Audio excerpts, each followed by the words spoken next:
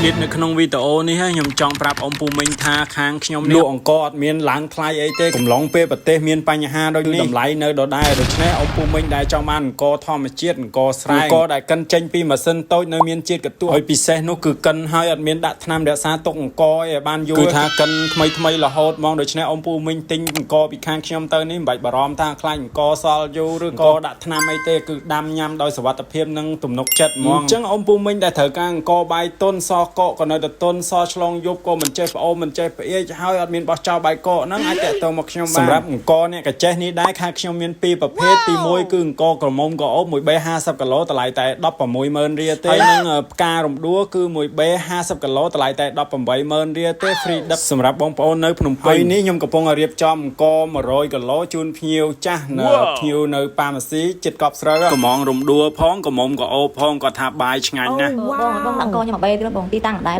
ដាក់2 3បង2 3វា100គីឡូបងណាហ្នឹងហើយបងជួយទឹកបងហ្នឹងបងណាអរគុណច្រើនបង